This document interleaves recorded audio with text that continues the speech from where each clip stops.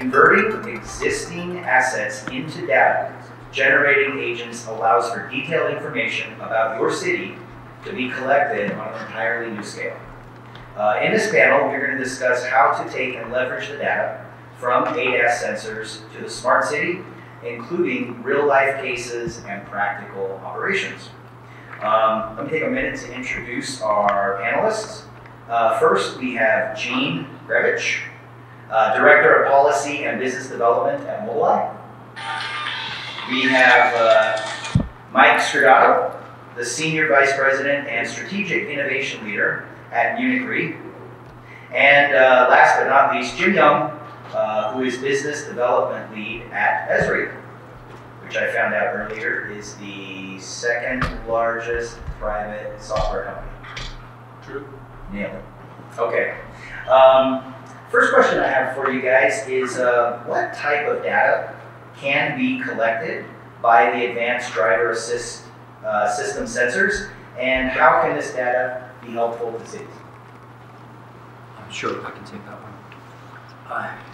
As Cheryl said, my name is Gene Grevich. I work for Mobileye. Let me give you a little bit of a background on the company, and then I'll get into the questions. So, the company was started 20 years ago out of Israel by Professor Amnon Shashua and Ziv Avram. And the focus was to reduce collisions, vehicle collisions. The technology harnessed is computer vision. So our technology is camera-based. It's artificial intelligence-based technology. We're a leader in collision avoidance and autonomous vehicle technology. With regard to autonomous vehicles, we're working with BMW, other OEMs to have a level 4 autonomous vehicle right by 2021. And although we're heavily invested in autonomous vehicles, we believe that they're really the future. I think we're in the midst of a revolution in the transportation sector. There's a lot that can be done now by cities, and this is a Smart Cities conference to really leverage their assets, vehicle fleets, and really harness collision avoidance technology. And that's the other piece of this. So we're a leader in autonomous vehicles and collision avoidance technology. We work with over 25 OEMs, GM, Ford, Nissan, BMW, name it. It's actually easier to list the companies that we don't work with. So if you're driving around right now and you have collision avoidance, most likely than not, it's Mobileye technology. So in addition to the OEM technology, we have a very robust aftermarket division. The reason we're focusing also on aftermarket is that most of the vehicles on the road today, those that will be on the road for another decade or more, do not have any collision avoidance technology. So as we're working towards autonomy, we're also working on widespread deployment of ADAS technology, collision avoidance technology that's proven, it's effective, it's cost effective, etc. And as part of this collision avoidance technology, that's the core of this conversation, is really collecting data. So we have a product that we're releasing that, in addition to the safety feature, the collision avoidance features, we're also going to be collecting very relevant data. For your question, some of this data I would like to put it in two buckets. One of it is autonomous vehicle related. It's for developing high definition autonomous vehicle map, without which we don't believe safe and widespread deployment of autonomous vehicles can happen. So we're really leveraging the crowd. So vehicles that are going to be equipped with ADAS technology are going to be going around using crowdsource methodology, collecting data. It's going to be like only extracting relevant information, and in a very cost-effective way, it's going to go to the cloud. So that's one bucket. So that's AV related. That's something that the cities can do to get themselves ready for autonomous vehicles, and that's a question that we're often asked by city planners. The other bucket is other types of data. Some of it is, for example, hotspot detection. We're able to detect, using our technology, collision avoidance technology is collecting data, hotspots. So we're able to tell where there are collisions or near collisions. And let's say, for example, we can map it out. Let's say, for example, we see there are collisions in a certain area. City planners can take a look and see that there's not a crosswalk, for example. So yeah, maybe I can provide an example. So Mike Scridato from Munich Re, Munich Re is one of the world's largest insurance organizations, and we work a lot to work with cities, with transit agencies, and other types of fleets to help quantify safety of ADAS systems, such as Mobilize and other types of aftermarket technologies. And in a deployment that we had done with a transit agency, one thing that we were really pleasantly surprised with, we weren't expecting to see, we're not expecting to hear thunder. We were expecting to see the real-time alerts to the drivers and see them getting better by getting some of that coaching in real time. But this hotspot data was an unexpected additional benefit that we got, in that it identified where were drivers getting the most warnings.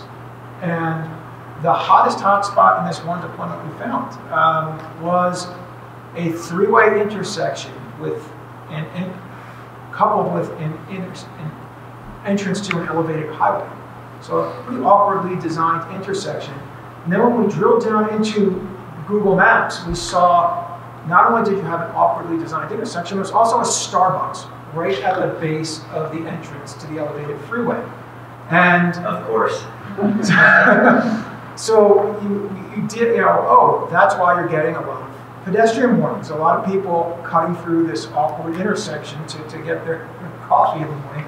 And what it enabled us to do was, okay, we're not going to can't force Starbucks to move. You can't quickly redesign an intersection. What we can do is let the drivers know, hey, when you're approaching this part of your route, be particularly careful because this is the riskiest spot that we're seeing in this particular fleet. This could be easy solutions for the cities, whether it's a hotspot mapping, or we can detect, when a tree, for example, is blocking a street light or a street sign. This could be good bang for the buck solutions for the city to enhance safety. But there are other types of data that's collected. We have pothole detection, lane mark detection. We can tell where there are a lot of individuals are congregating at a bus stop. So that data could be utilized by cities for more efficient transit use. So there are all sorts of information that's practical that can save cities money, enhance safety, and make it more efficient. Yeah, at Esri, I mean, we look at it very, very similar to the ADAS data and even specifically the mobile data, where our interest is in, we have lots of different city customers managing lots of data sets using our technology, and we see ADAS as sort of a new class of data that's passively collected. It's essentially all of these smart cameras moving around the city, whether they're on buses, whether they're OEM'd into vehicles to do collision detection and pedestrian detection.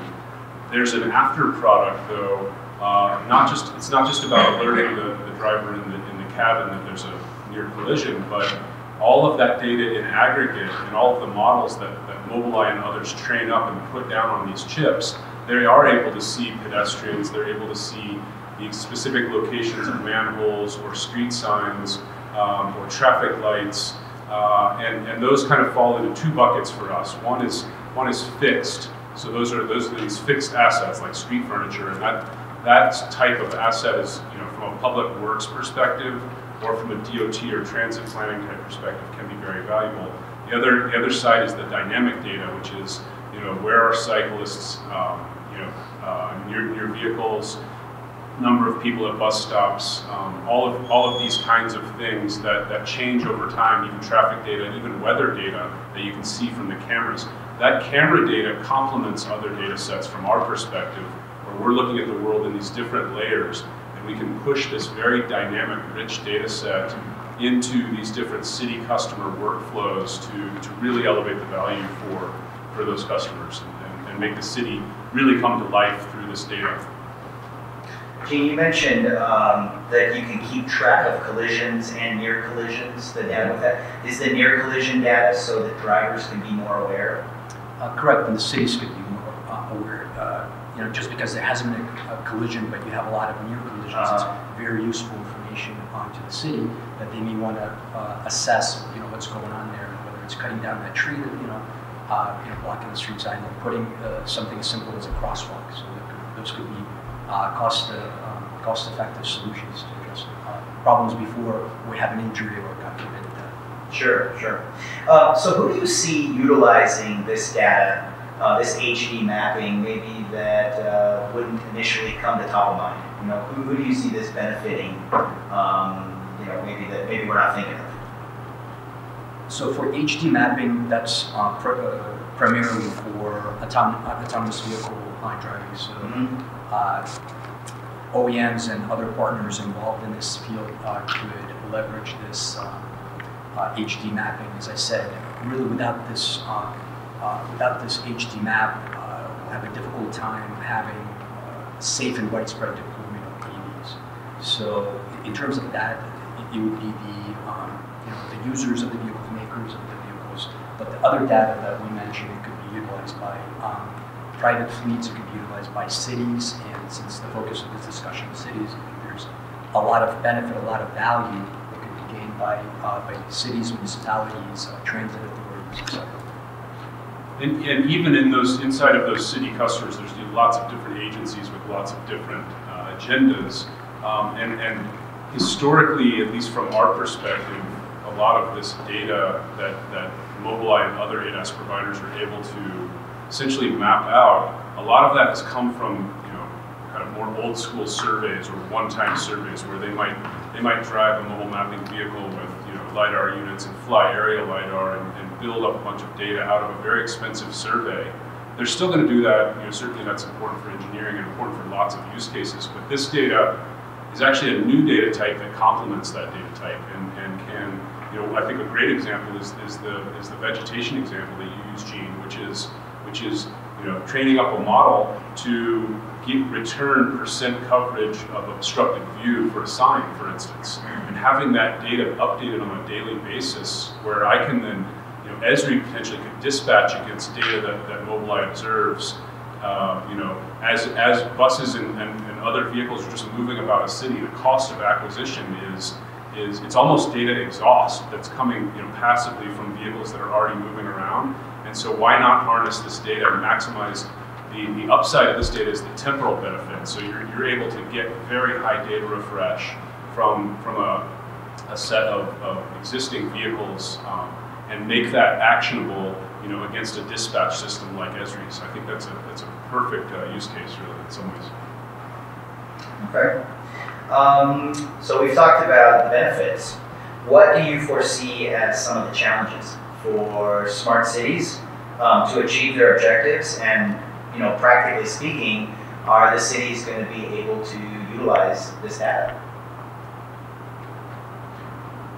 I mean, my answer would be the definition of city is a broad one. So, places where we work like New York and LA, they have, armies of data scientists that are very comfortable working in the raw data itself, in taking things like point clouds, taking things like very granular location data, and performing rigorous data science with it, and making decisions against that, and that's great. You start going down to tier 2 and tier 3 cities.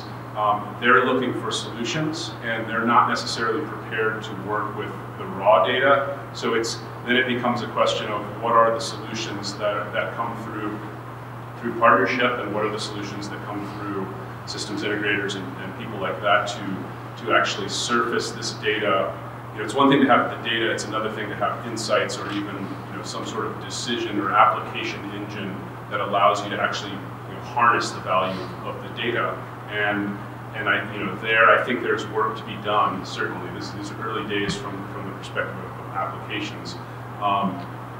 The other problem too is a lot of data providers are building sort of siloed views of their data into cities. So they're building portals, all of these individual portals to consume one data set. And what the cities really want, we believe, is the ability to layer this data in and surface derivative data out of those layers on which they have their own data as well, and they can make decisions against. I think that's a much more compelling value proposition, but it requires everyone to play nice with everyone, which is easier said than done.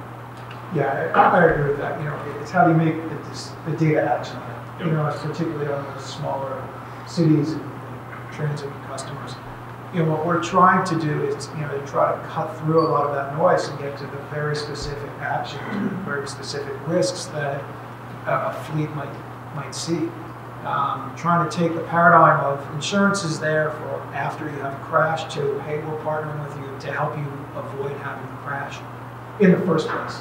So one example of tier 2, maybe the tier 3 size fleet, talking 15, 20 vehicles, in looking at some of their vehicle data, what we were able to work with them is say they had 2 drivers that were speeding consistently every single day.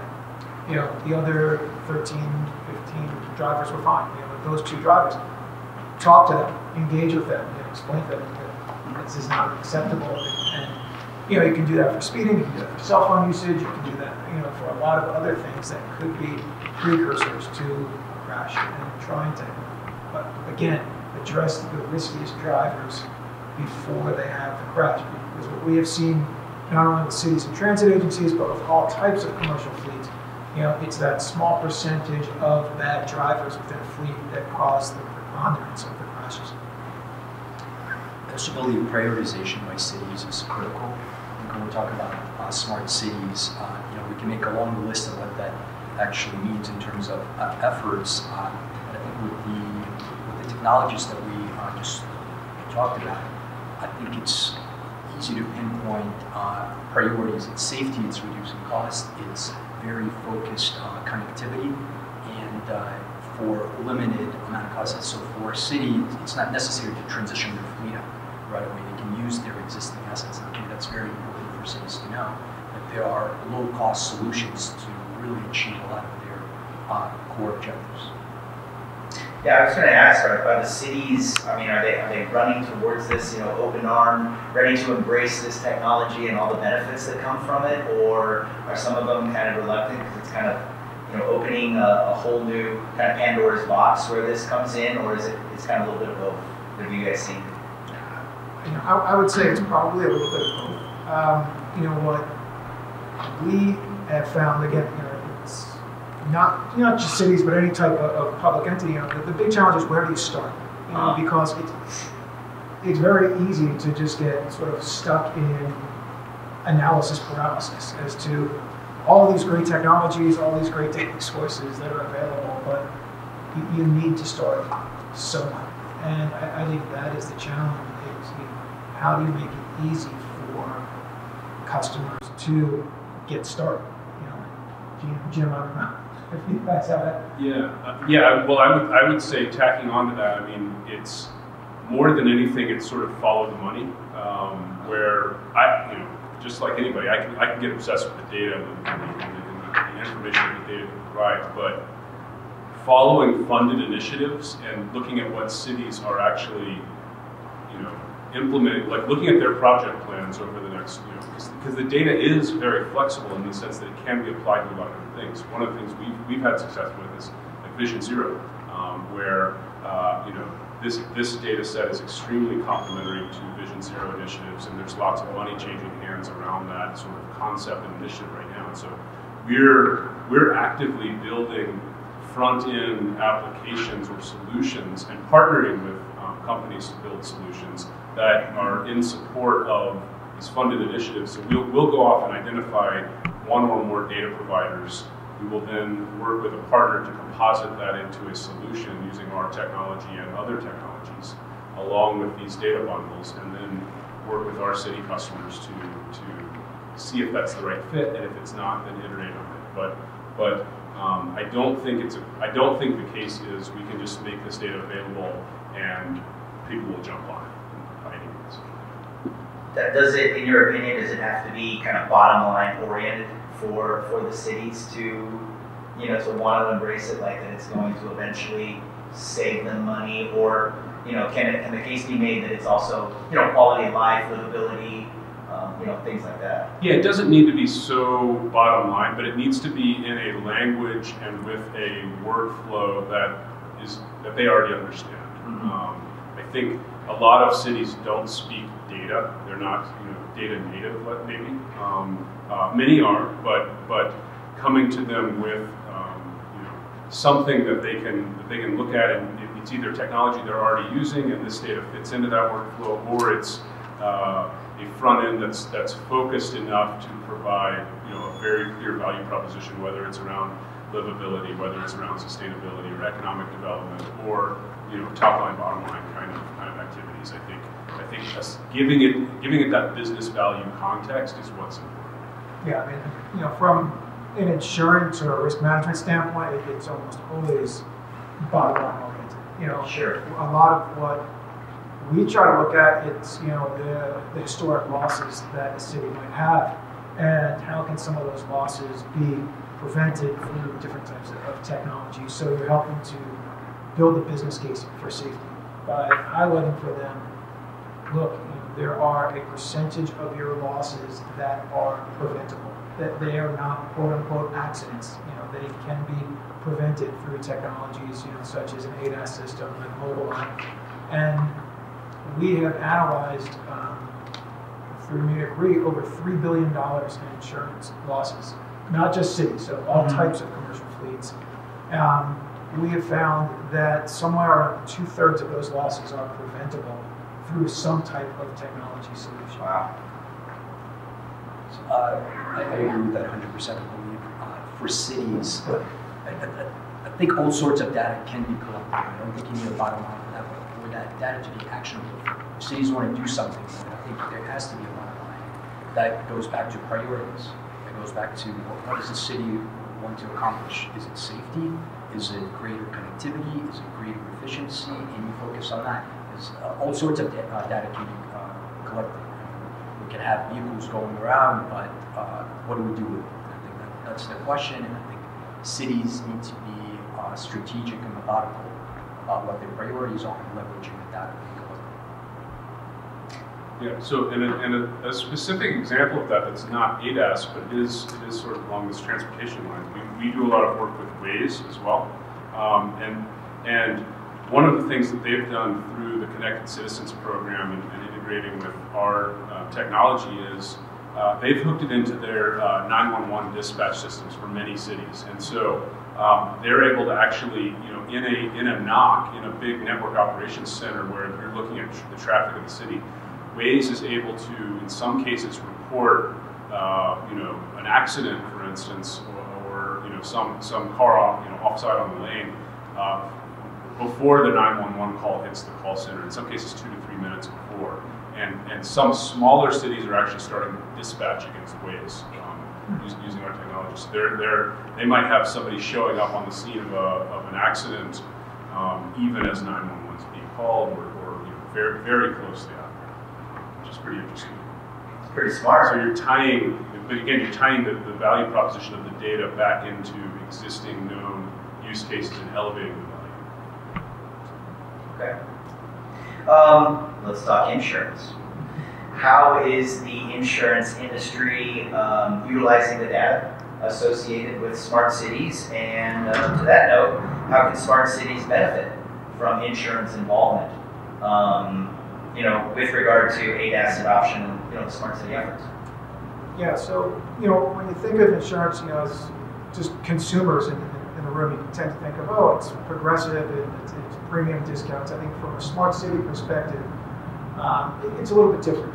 As I said earlier, what we are trying to do is how does insurance be there for something that happens after the crash to something that helps you really having the crash.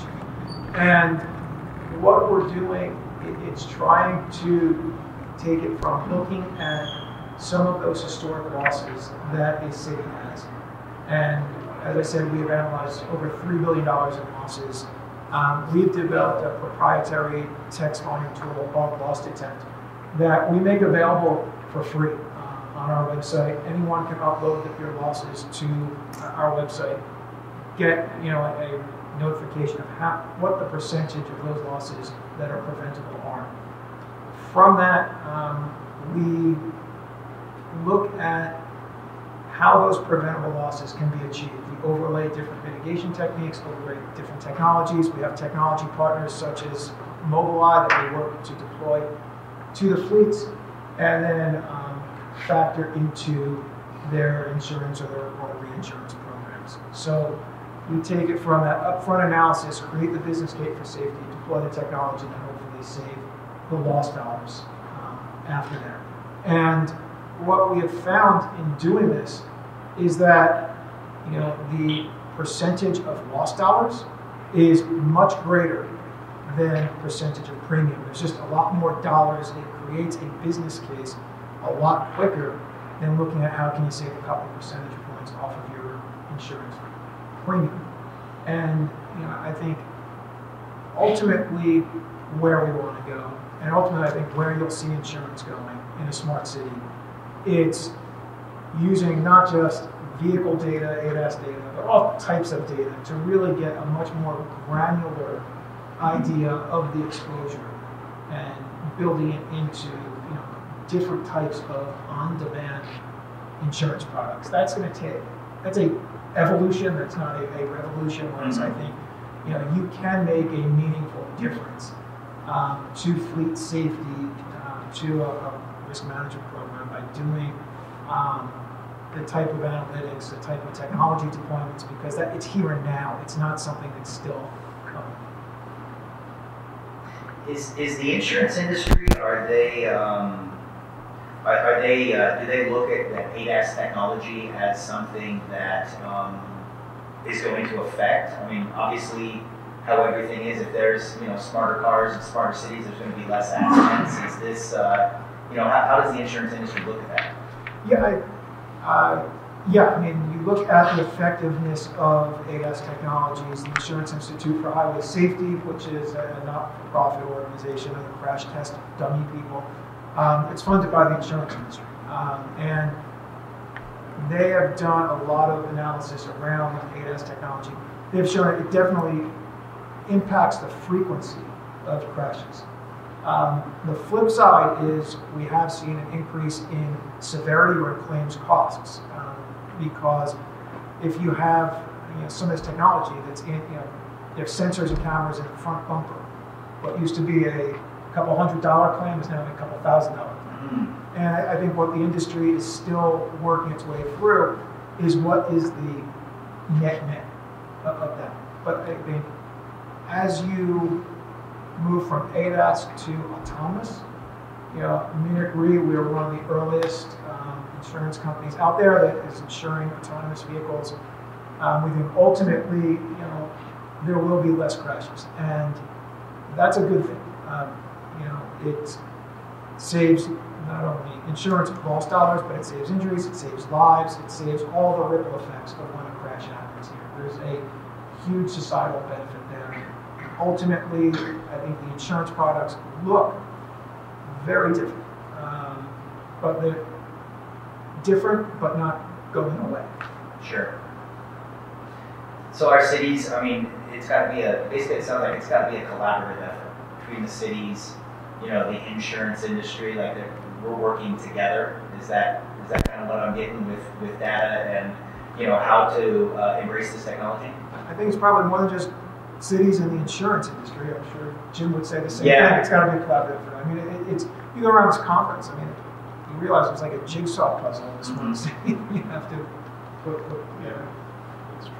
You have to use the technology. You have to have the analytics. It will give you an idea of what to do with that information. So it's a lot of partnerships.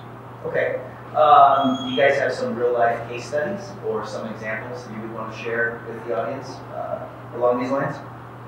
Like case studies on how companies like Esri are helping cities become smarter or making practical use of the data? Yeah, I mean, from our perspective, there are quite a number, specifically around ADAS. We're working with companies like Mobileye to figure out how those types of data sets fit into our larger workflows, and there it's definitely involving things like SolidWorks, asset mapping and asset maintenance. For us, it really also ties in, again, the data is sort of step one of many steps, and the sort of life cycle of the data, where you're ingesting data into this data pipeline. You are then performing analytics around that, so you're aggregating, filtering, enriching in many cases, and overlaying that data with other data to create an information product. And we have lots of those where we are starting to bring in this ADAS data as another layer for even for things like dispatch, where you're then taking action on the data. So like an example, I think a very interesting example that we're focused on right now is around disaster response and looking at the effects of a large disaster, say a hurricane or whatever, on a road network, for instance, where you're able to bring this combination of many cameras. So you've got cameras on vehicles through ADAS, you've got cameras, you're able to fly imagery very quickly after an event through both aerial and drone-based, and then you also have a lot of these very high temporal satellite imagery providers that are flying the Earth on a daily basis. And so our goal with all of that data is to ingest and build up a current snapshot of a routable road network for a city. And we can use that think about felled trees, think about buildings, whatever, even road conditions. You can then use that routable network and push that back out to emergency services so they can actually traverse the network and get from point A to point B in a path that's going to actually work out for them. But you can also take that data and dispatch services against it. So you can say this is a major artery that needs to be up, and prioritize the dispatch of your different resources against this imagery. Again, whether it's collected from terrestrial sources and or aerial sources. And that's something we're really focused on, working with partners, like even like Blue Cross and others. Yeah, I mean, I share a couple of real life use cases, already, but quite simply, the upfront data analysis, again, Google Munich Re Smart Mobility will analyze your lost data for free. We think that's important to get people moving down this path. Once you've deployed the technology, identify the hotspots within a city and identifying the riskiest drivers within a fleet. We think those are two important risk mitigation techniques that cities and transit agencies can take to help prevent the crashes from happening. A few examples that come to mind. So we're able to map out Japan's highway system in a very short period of time. So that's very helpful for the development of HD autonomous vehicle mapping. Another example, we did a project in the UK, ordnance, and we were able to collect data related to manholes, electricity poles, etc., other infrastructure assets, and that information can be utilized for surveying purposes. You don't have to send out crews out there randomly, and you can detect the problem, you can resolve it very quickly and efficiently, and it's updated pretty much in real time. So those are real life cases where a city could potentially leverage this information to reduce costs. Yeah, the ordnance survey I think is really interesting as well. The project you just described there, where you're able to associate observed data from an ADAS system like Mobileye with other reference data that might even be subsurface, and so you're able to take, you're able to essentially what we would call spatially join, but create these spatial relationships between data that ordnance survey might be managing underground alongside data that's observed by an ADAS system, and create this very precise map and relationship, which I think is really interesting. Okay. Do you guys have any questions? Yeah? Yeah, I do actually. Okay. So with Azure being here, I'm fascinated. It's just something I haven't even really considered. Has there been a standardization on projection and base map? Or are there, like, each company doing proprietary mapping? So, is it easy to pull together or not? It's not, because all of the data comes from so many sources. So engineering firms or survey firms might work in one data, one projection. The idea, from our perspective, the idea is translating between those into this kind of common, ideally, and it also depends on use cases. Like if we really want to geek out on projections, we can, but it's kind of like certain engineering or even BIM or kind of architectural type use cases require some very local projection. Others that are dealing in global data sets might use WGS84 and kind of deal in just pure geographic space. So, but having a seamless way to go between these different data sets into information that basically can be shared and used by anyone, that's really the goal. And so if there needs to be that translation layer just to surface that data, that's fine. Well, that kind of leads to my second question, which is, what is the data model or the cost model for this data? If all of this data is being generated by all the cars on the street, how are they going to provide that to the city? Is it going to be like a pay model? Like, sure, we'll tell you where your potholes are, but you got to join pay somehow for that? Yeah, I can't answer that because I'm not following that business model. But I would say that they're from an HD map perspective, which is essentially the format. That's a buzzword. That's an industry word. But there are org standards bodies. In the same way there's the OGC, there's standards bodies defining that data model that all constituents are participating in and agreeing to. And there's things like OpenLane, which all of these large companies that are out collecting this data and building up essentially a machine readable map. That machine readable map, the derivatives of that are going to be useful for a lot of other use cases in our world as well. And so we're following this stuff very closely and making sure that we're able to tie in. Our kind of main data model is called the Localization information model, and we're trying to build bridges between these two worlds, if that makes sense. If you don't mind, I'll try to take a crack at this one. I think a lot of business models are emerging right now. I think what we're going to see is really customized business models. That's who the end user is, what kind of data they need, how they're using it. So I think it's hard to tell right now exactly what it's going to look like for everybody, but what we're seeing is really a customized way of modeling. And all the OEMs working together so that there's standard APIs that cities can access, or something, if they pay whatever the cost model is on that. So at least there's some kind of standard way that a city could get access to this data, regardless of where it's coming from. My take on this is it's early days, but there are standard data models, not a standard API. You can say here's a REST endpoint, go grab this data. Or here's a consumption business model versus a one-time license versus subscription. I think, but there are sort of standards for interoperability around HD maps and standards bodies ensuring that the OEMs, the tier ones, all of the different players are sort of moving together rather than building up these pretty deep data silos.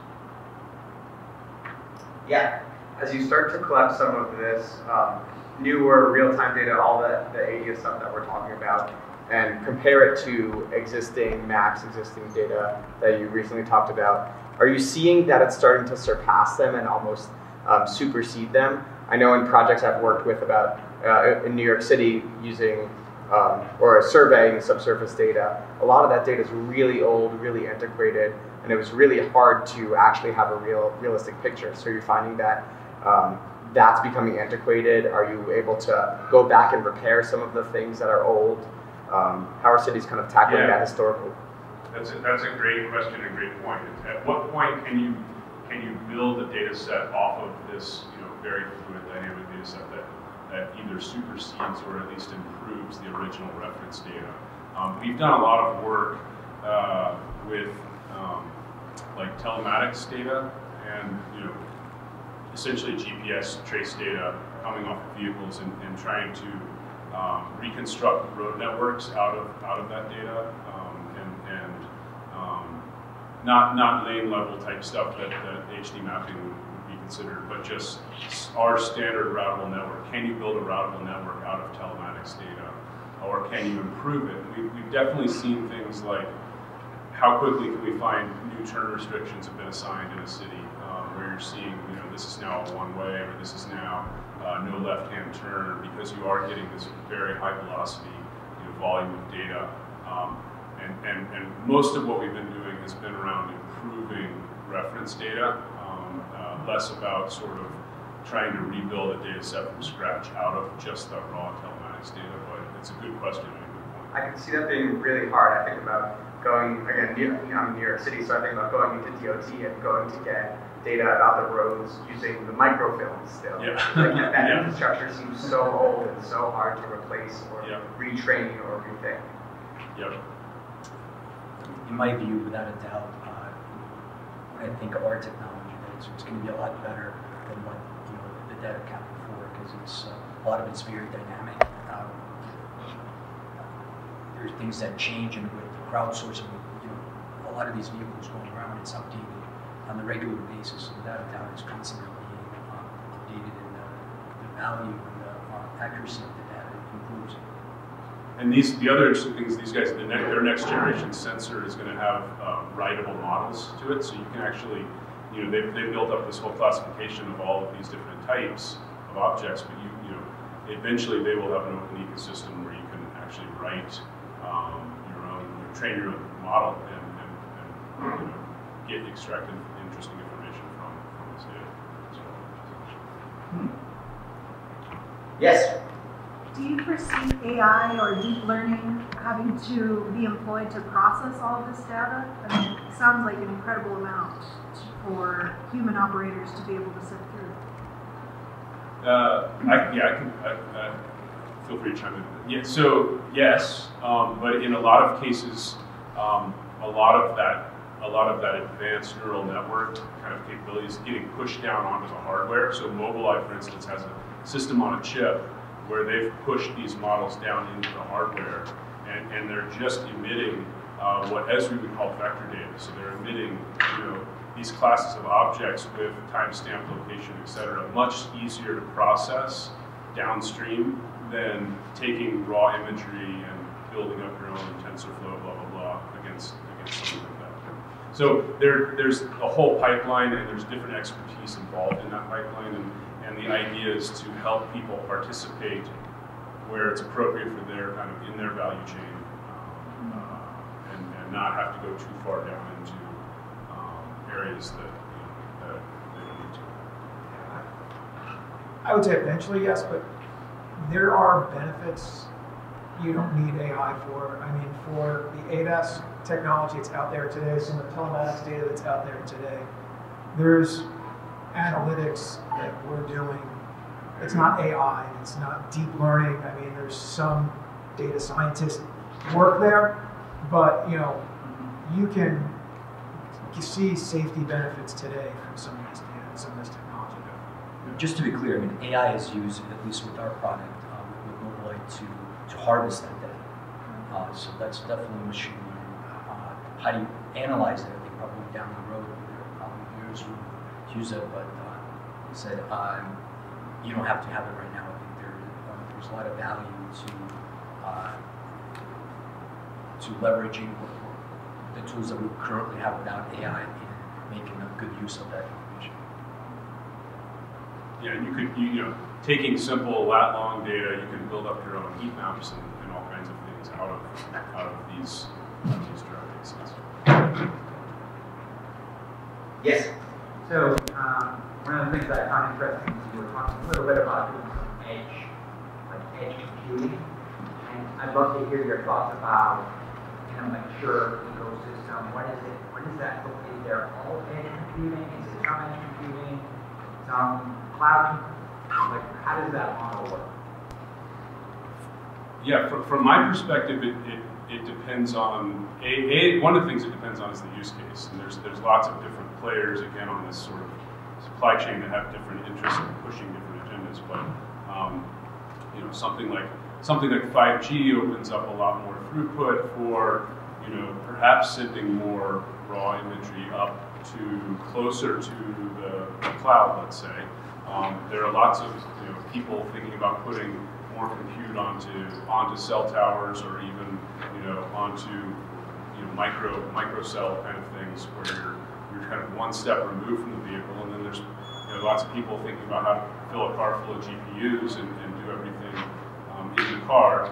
And I do think Mobileye has taken a very interesting angle on this, which is they're kind of hitting this from both sides, which is one side is how low of a margin can you go and push this, push it very, advanced capability down onto a chip that can be produced at massive scale, but maybe is slightly simpler than $1 million mapping vehicle. But then they're also investing a lot of R&D over here to say what is the state of the art and how can we kind of push that down through the ecosystem. And so you're able to end up with, some technologies that can do a lot out on the edge at pretty low cost because there's a business model to support it, I guess, is the way I would put it. In terms of where it's going, I mean, I have no idea, but there's a lot of interesting stuff out there. But it's good to keep in mind that, at least for what we do, it's not necessary to have 5G. So if the cities are not ready for that, all of the features that we discussed earlier can be done with 3G. So it's ready, it's effective, and cities really need to look at what their priorities are. How do you really utilize this information? Any other questions? Okay, I got one. Where do North American cities rank kind of on a worldwide scale as far as utilization of this big data or ADAS? Are we ahead of the curve? Are we kind of at the same pace? I'm just curious what your guys' opinion are, on kind of a global scale. I don't know that I could give you a good answer other than a lot of my conversations are cities in Western Europe, but that's completely anecdotal. Okay. I know there's some great stuff happening in New York. I really don't know. I'm not so close to that I could comment. I'm more sitting on the tech side. Sure. Okay. Well, everybody, thank you so much for attending.